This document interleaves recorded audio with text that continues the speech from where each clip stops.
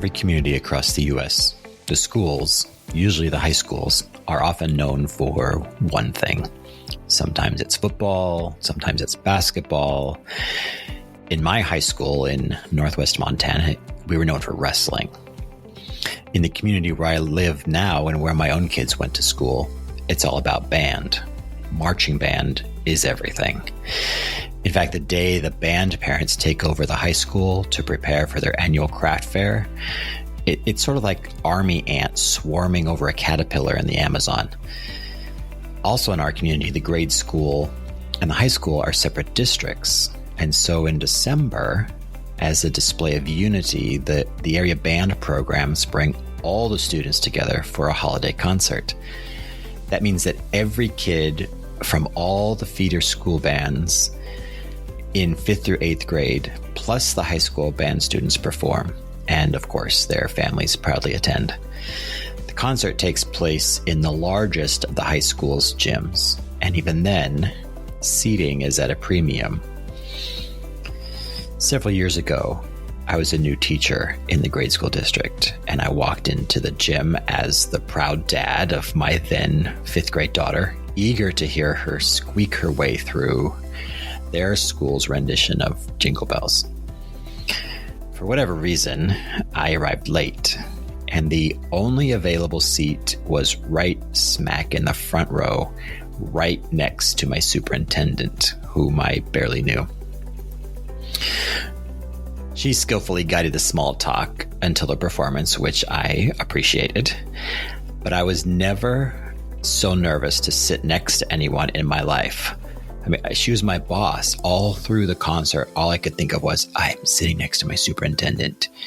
I have to make sure that, I don't scratch or I don't cough or applaud inappropriately or anything. Then fast forward several years to me taking an administrative role in the school, and I had more contact with my superintendent, and lo and behold, you know what? They're people too, and they're not so scary. In fact, they understand that teachers are actually the backbone of the district's success.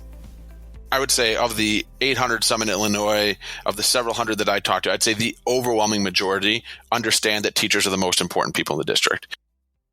That's PJ Caposey, superintendent of Meridian District number 223 in Northwest Illinois.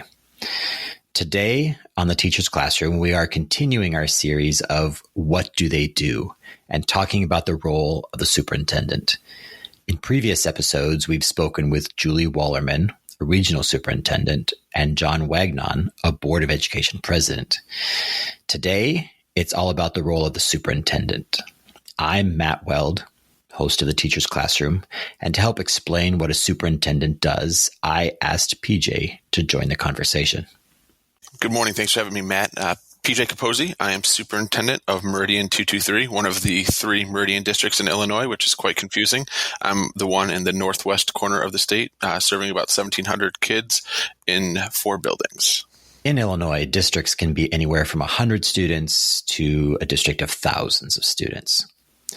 Here in southern Illinois, the districts are small to medium-sized, and so I personally don't know any leaders from large districts. Fortunately, however, PJ does, and so he invited Ken Wallace to add his voice to the conversation. And I'm Ken Wallace, superintendent at Main Township High School District 207. We serve 9 communities around O'Hare Airport, and we are one of 2 District 207 high school districts in the state of Illinois. Yeah, how did that ever come about where there's like multiples of the same number kind of thing? It just seems crazy. State of Illinois. Yeah. we are the real District 207 though. Just dropping that here. Ironically, the Meridian downstate has had a bunch of turnover, and every time it comes up on the job bank, I get like 15 or 20 emails. What did you do? And I'm like, not me. It wasn't me this time. I swear, not me. Well, listen, I asked both of you to be on the podcast here because, PJ, you have a smaller district, and Ken, you are superintendent of a larger district. And it seems like Illinois does districting differently than other states. we can have a district of one building, or we can have a district like Ken's that has multiple buildings. And so I thought it would be interesting to have a conversation that not only revolves around the role of the superintendent, but also kind of comparing and contrasting the roles and responsibilities of leaders in different sized districts. So let's just talk about the role of superintendents in general. On this show, we've had it's kind of a like, what do they do type of series. And we talked with a regional superintendent, and we talked with the board president. And from the board president, he talked about how their main job is to hire the superintendent. And so working down now to the superintendent, Ken, how would you describe the role of the superintendent? It's really, it's probably analogous to CEO in businesses. And that is true, that relationship is really the board has one employee, and that's the superintendent. And good boards, good districts really honor that relationship. They expect a lot out of their superintendents, but the superintendent's role is really to oversee all of the mechanics of running good schools, and that's everything. Now, that doesn't mean the superintendent does it all herself or himself, but that they're in charge of selecting the people to recommend to the board to put in the key positions to do that, to make sure that policy is applied and that contracts are followed, et cetera, and then that you've got good community relationships. And that's the short notes, and PJ's got a lot of things he could probably add to that. Yeah, I think that I would even say in a more general sense, it's, we set the vision and then we build coalition around the vision. We build it up and we build it down, not to use kind of hierarchical standpoints, but that means we have to sell the board on the vision and gain coalition there, and then make sure that our stakeholders, both from the community aspect and our staff, know where we're going. And then it's our job to provide all kinds of support and then grow the humans in the organization in order to help us achieve the vision. And then I see our job is to provide accountability when we stumble and fall, and get back up and keep going, and celebrate the heck out of it when something goes well, and just keep moving toward that path to achieving the vision. So being a superintendent is more about leadership than management. Is that accurate? Well, I think if you do it right, I think it can be about management, and especially I think in small schools you can get really lost in the minutia of trying to do every little thing because there's not people to hand it off. But for me, it's the more that I grow my people, the more successful the organization is going to be. I think that to be a successful superintendent, you need a large level of humility and understanding the success of the district is largely you're a key cog. But you're just one variable, and a pretty small variable, in determining how things are going to go. Your people in the classroom, your teachers, your parents, your either district level administration or your principals are much more important in determining the trajectory of the district than you are. It's just our job to provide that vision and keep things on track, and provide the support so that people can continue to grow under your leadership, not necessarily trying to manage one process to the next. Because if you do, you're going to work 22 hours a day, have very little job satisfaction, and I don't think you're going to move your district forward. Mm-hmm. And what PJ said was well said. There's this, I talk about like a continuity of leadership and that vision. The probably the most common mistake that gets made is that there's a lot of turnover in the superintendency. So therefore, a new superintendent comes in and has his or her vision, and that's a 3 to 5 year thing. And then the next superintendent comes in, and that's actually really unproductive for good districts. Good districts have to build a DNA and sort of that vertical alignment to that vision, which is where the quality of the superintendent matters a lot. I think PJ's right in that that distributed leadership is important, but the superintendent really, the vision that she or he sets is actually really important, and you see a lot of variance sometimes in what that vision is. And I think the best districts really attend to the backwards design of how do I serve my students better? How do I elevate their trajectory? Because at the end of the day, that's why schools were built. And PJ was also right in that, you have to have a board who will understand that vision, buy that vision, because anytime you're following that vision, you're creating some dissonance because it requires getting better, and getting better requires changing. And so in order to do that change, you've got to have a board that is along with that, is bought in on that ride with you. And that's a ground upon which many superintendents have stumbled. And it seems that I hear you guys talking about vision and growing your staff and communicating that vision to the board. And that seems like a really different responsibility than, say, a building principal. And so I guess I'm wondering, as the usual career trajectory for superintendents would be to work through the system. Yeah. So, I think I know where you're going with this. I think that in no way does teacher prepare you for assistant principal. In no way does assistant principal prepare you for principal. In no way does principal prepare you for superintendent. It's a completely, and while that's the traditional trajectory, and there's really good things to be learned along the way, superintendent isn't principal plus. It's a different world in the position. And I think that you see that sometimes, that you have wildly successful principals that struggle in the principalship, and then people that were maybe just average principals that turn out to be heck of a superintendent. So I think that's a very interesting thing. I think that's something that boards don't realize. And I think it's something that principal and then superintendent candidates don't necessarily realize, is that while the greatest predictor of future success is past success, being a wonderful principal does not necessarily mean that you're deploying the same skill set that's going to take to be a really successful superintendent. Now, a handful of those things are going to carry over, right? Like natural talent, will, the fact that you can lead and build coalition and have vision. So some of those things are going to carry over, but the job descriptions are completely different, at least in my experience. Yeah, I agree. I mean, you think you know the job. You never really know the job till you sit in the seat, and it's just because it's so contextual, and a lot of it just has to do with line of sight and governance, and the things about the superintendent job in particular that are just unique to that are fundamentally different. Your bandwidth gets pushed in a lot of different areas, but in some very specific areas as well. Prior to this podcast, I'm on the phone with our with our board president. That's not uncommon, where you have that other constituency that you're always plugging into as a superintendent, and that just changes the scope in some significant ways. And so, let's say you guys now then retire from superintendency and you get on the board. What would you look for in a resume for a new superintendent for your district? Let's stick with your district. Well, no, PJ, let's talk about districts your size, where you might not have the office staff that Ken does. Yeah. So the first thing that that I would want to look for is, again, how do they view kind of the management versus leadership? Are they focused on growing people, or do they think that they can will the district to success? And I think that would be my purview, because that was the kind of mistaken lens at which I entered this position in.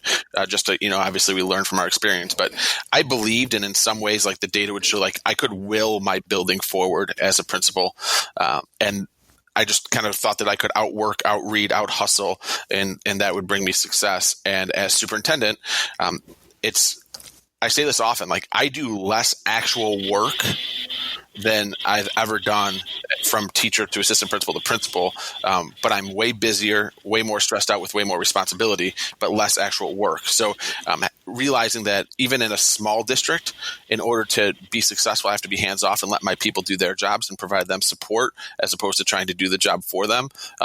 Very much like in a parenting coaching role, has been really successful for me. So the thing that I would look for is someone with previous success, a lot of talent, a lot of desire, but that understands that this is a people, not a program management position. And that with that focus, I think that anyone can have success if you are focused on growing the individuals underneath you, as long as you have the competency to make sure that the compliance issues and the management issues are taken care of as well.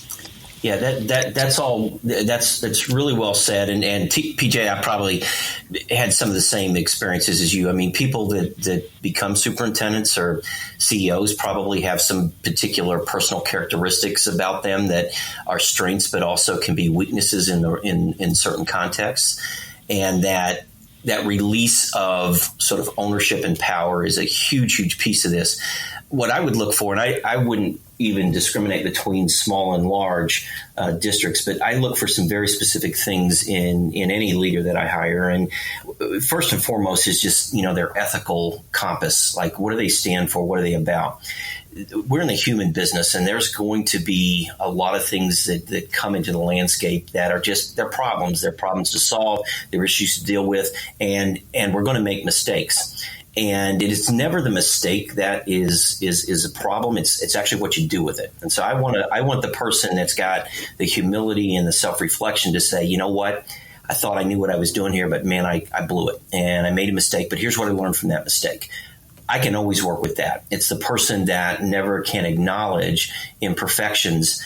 That's actually a really, really, really problematic thing in any strand of leadership, but especially in the superintendency.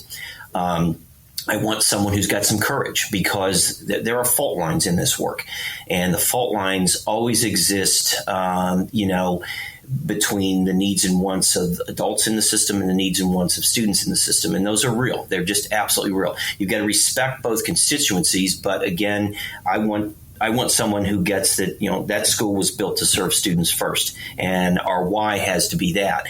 And there, some leaders chase popularity. And it's actually that will and the release, I think, that PJ was even getting at. It's that sort of tension point in the system where you're really true to why you're there, and that is to serve students above all. Certainly you have to have EQ and high EQ and some good communication skills and all of those things to make that an art form. But you got to have courage and you got to have ethics at your core to be the leader that I'm ever going to hire. So, and I know I've mentioned this before, but Brene Brown, I read a lot of her work, and she talks about how courage requires vulnerability, and vulnerability is not rewarded or encouraged really, but courage is. And it sounds like the people who you guys want to hire are the people who are self-aware and courageous and probably have a better sense of what it's like to empathize, to be a member of the team that you're leading. Would that be, rather than having, say, like a pedagogical set of expertise? So rather than have someone who can go into the classroom and say, you should teach this way, or you should manage your building and facilities this way, you'd rather have a person who's courageous and vulnerable and willing to have those hard conversations when it comes to growing your leaders. And willing to learn. I think all of those things, Matt, but is a learner. That's another key piece of this. Open to, we construct these schools, but the science of how humans learn is emerging before our feet. And while you can't always be bleeding edge in this work, you have to pay attention to actually how humans learn, and you need to be applying those things. And sometimes a decision that gets made in 2010 is good in the context of 2010, but in 2019 we know more, and when we know better, we should do better. So being a learner that realizes this work is really done in a sandbox or a lab concept, not chiseled in stone. Well, and so you know how to unlearn and relearn too, right? Yes, yeah. Continue to learn, and that's absolutely the key. All right, so let's shift the conversation a little bit then and talk about, you guys are from two different sized districts. PJ, you're from a smaller district than Ken's. Do you think that someone from a district your size would be successful in Ken's situation? So I think that there are different skill sets that are required in both. So I think that some, yes, would be very successful. Others wouldn't. So there's a certain level of getting my hands dirty here that I think would be a little bit different than if I was in a larger district, or that I just know that my colleagues in larger districts don't necessarily get down into some of the minutia that I get, and that's really fulfilling for me. But in terms of skill set, in terms of moving, there's a lot of things in terms of stakeholders, community image, that do not necessarily fill my bucket. I think I have maybe the skill set to do it, but don't excite me, that I think might be more requisite in different areas. And then vice versa, I think there's a really interesting vibe in my district. Like, we are the largest employer in the county. We are the centerpiece of our community. There's no industry in our area. So we are it, right? So there's a different level of perhaps scrutiny, but there's not a lot of interests that I need to play to as a superintendent. So I think every community is contextual. I like that Ken used that word previously.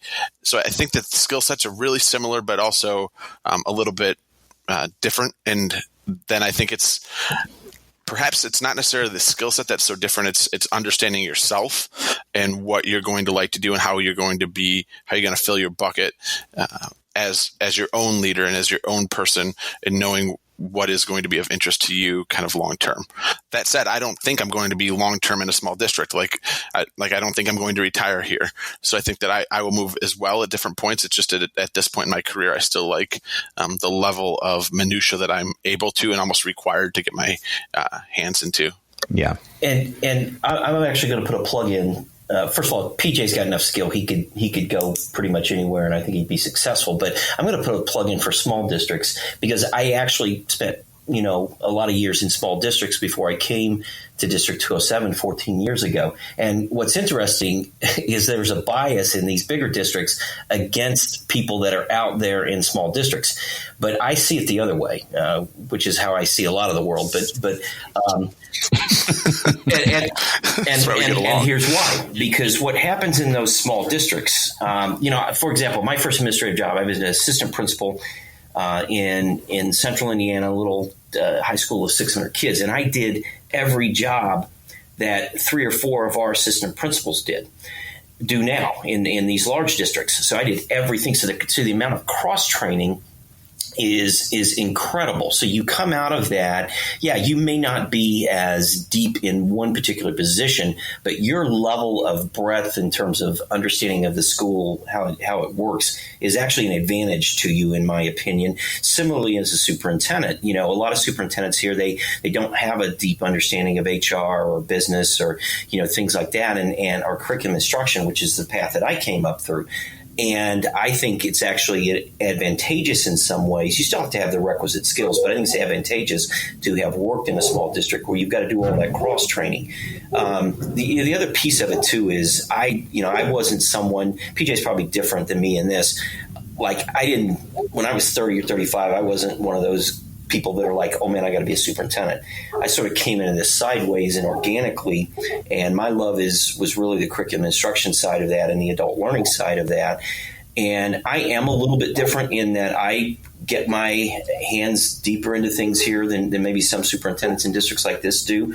So I empower a lot of learning architects to really do the work, but the granular vision of what we're going to do, how we're going to do it, I'm in that. But I also was up front with our board 10 years ago and said, if you hire me, I'm an instructional leader and I'm going to be an instructional leader. So I'm not going to be this sort of stand back CEO type of a leader.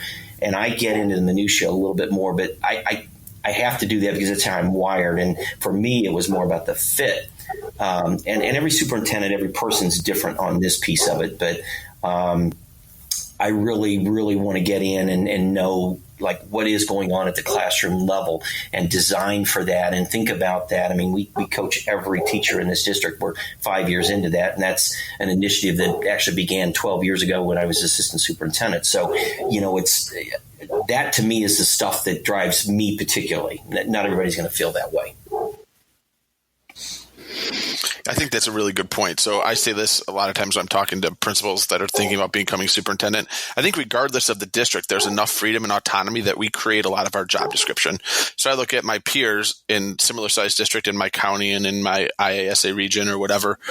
What I do on a daily basis looks dramatically different than them, even though we have the same job title in very similar sized districts. I think what Ken was just describing is that when you look at probably what would be his peer districts, what he does is a lot different. So I think that kind of goes back to when we were talking about vision, like how you perceive the job and how you perceive the the role of superintendent is dramatically different. It's going to look different from district to district, which is what kind of makes the job so fascinating because you can be wildly effective doing completely different things. Absolutely. And the one thing I would say to that, though, and I tell superintendents this, or aspiring superintendents this all the time, is you have to be true to who you are. So I was upfront with our board. I'm actually the first superintendent in the history of District 207 here to be hired from within the district. They've always gone external.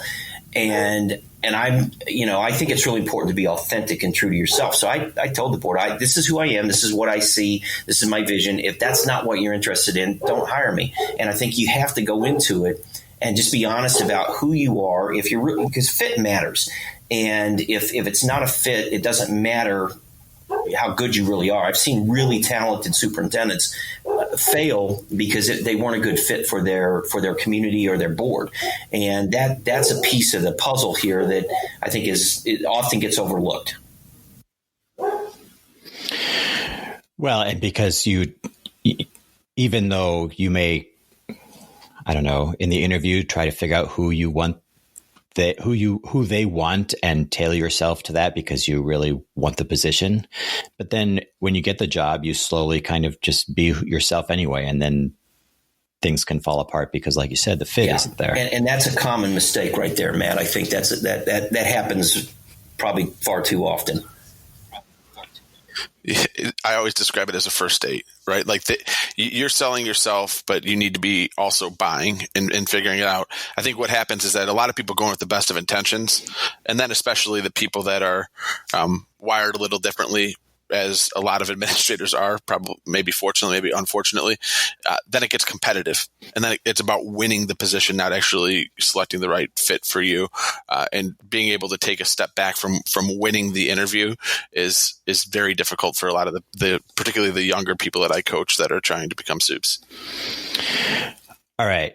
PJ, you mentioned how the superintendent is responsible for the community image.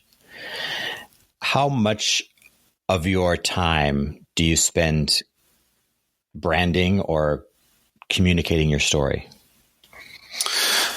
So it's interesting. When I arrived here, I was the 5th superintendent in 3 calendar years. We were hemorrhaging money to the point where we're almost at tax anticipation warrants and potential looking at consolidation. So the first thing I had to do was pass a referendum. And as a brand new superintendent who was exceptionally excited, but probably underskilled at the time. And so I had to tell a story, and it wasn't it was incredibly liberating because I was telling somebody else's story because I had just arrived. So anyone that wanted to complain or criticize, that was great because it wasn't me. I'm just here to be the fixer, right? Like it was the best ever time to hear criticism.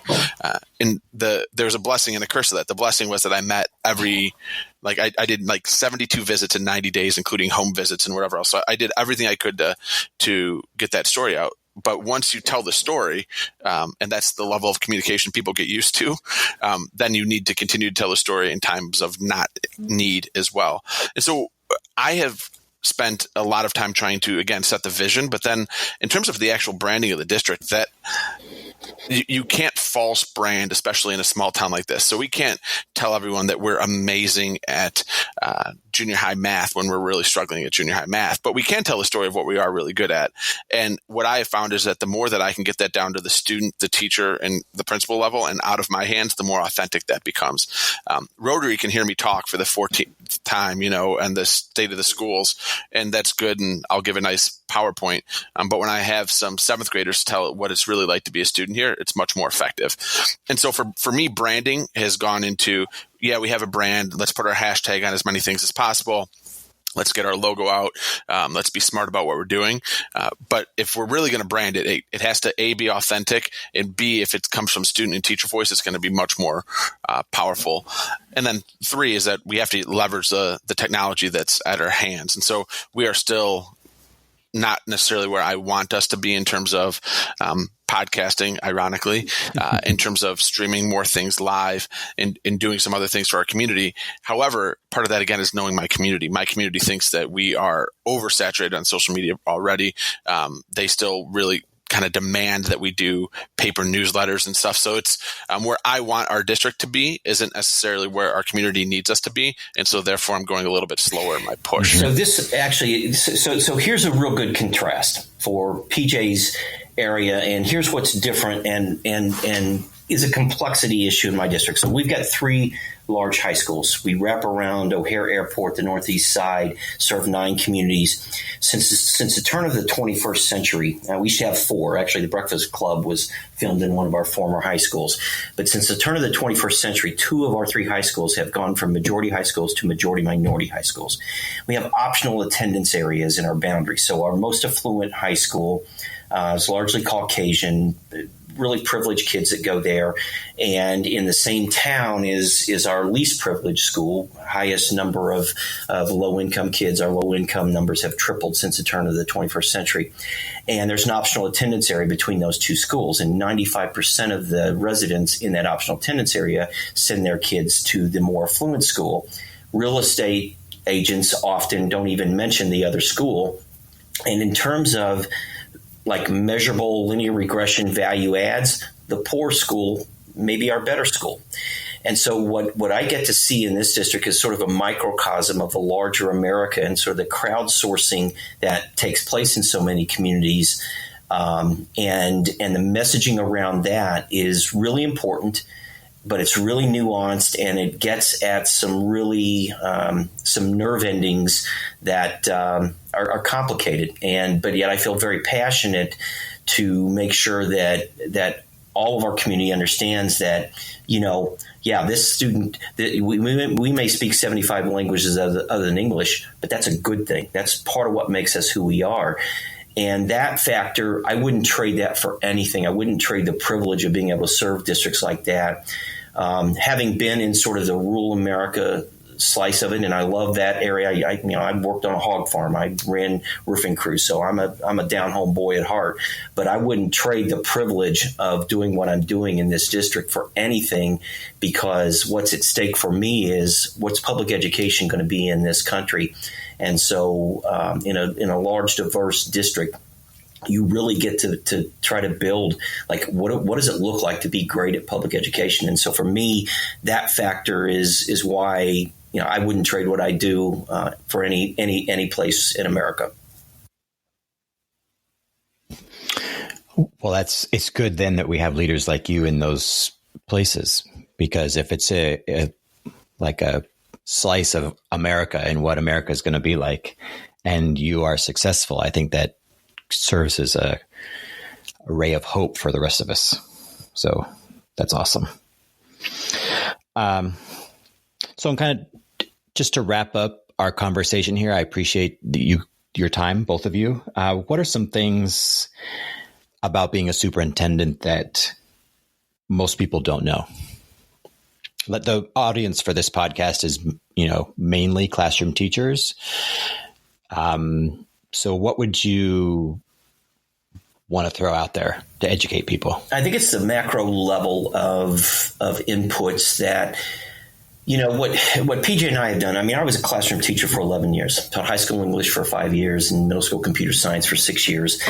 And I was a high school wrestling coach. And so there's a real clarity and purity in that. In fact, I think some of the last thing I did as a high school wrestling coach was coach a state champion. And there is a purity in that is just, it's maybe the pinnacle of the work. As you move up in your career and you become a superintendent, there's all these macro level drivers, including the Board of Education that you're a direct report to. And that's kind of always hanging in the balance. Like, my board is always constantly saying, okay, go on vacation, don't check your emails, and don't do that. I took my wife to Hawaii a few years ago for our 30th anniversary, and darn if I wasn't, checking my emails and talking to board members and our attorney because we had an issue come up. And it's that feeling a sense of responsibility for all of it. That's the piece that I think people just don't understand. And it's superintendents understand it, and there's a code, we fall into that language. But I don't think the community at large really sometimes appreciates the things that we have to wear to think about everything stopping with us. Right. Yeah, I think that there's a lot of think complexity is the right word, and that teachers are considered in a lot more decisions than they think they are, right? So it's a lot of things trickle down, and they're like, well, why didn't anyone think about us or have conversations with us? And the way that the cookie crumbles is that I think that there's a huge misunderstanding of what the actual job description is and what effective use of our time is. But I think the one thing that if I had one takeaway that I wanted teachers to know from the superintendency is that I think I would say of the 800 some in Illinois, of the several hundred that I talked to, I'd say the overwhelming majority understand that teachers are the most important people in the district in terms of creating outcomes.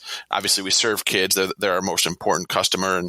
But in terms of creating outcomes, I think that the vast majority of superintendents understand that we are only as effective as the teachers that are in our classrooms. And I think that is undercommunicated a lot. And I think a lot of people assume that the superintendent as CEO thinks that they can really create a ton of change in the district. And we can, but we create change through helping our teachers grow. And literally nobody does this better than Ken's district. Nobody is more invested in investing in their teachers than Ken's district. And that's how we create change, is by helping them grow, because they are our driver to touching kids and moving them forward appropriately. And I don't think that's lost on very many superintendents. And I would say it's definitely not lost on the superintendents that are effective or stick around for a while.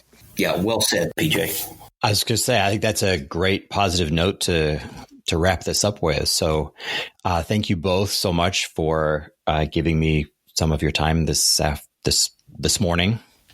I appreciate the willingness to sit down and chat and to share the role of superintendents in your respective districts with us. So thank you. Appreciate the opportunity. Right, always good to hang out with you and Ken. Well, you. Sometimes Ken. Thanks, Matt. Thanks, PJ. Good to hang out with you guys this morning. All right. You guys have a good rest of your day. And thanks to you, our listeners, for tuning in. Please subscribe to the show and invite you to leave a review. As Ken said, the ability to learn and grow is vital, and the Teacher's Classroom strives to embody best practices. Thanks to the regional offices in Area 5 for their support of this podcast. Show notes and past episodes can be found on teachillinois.com/podcast.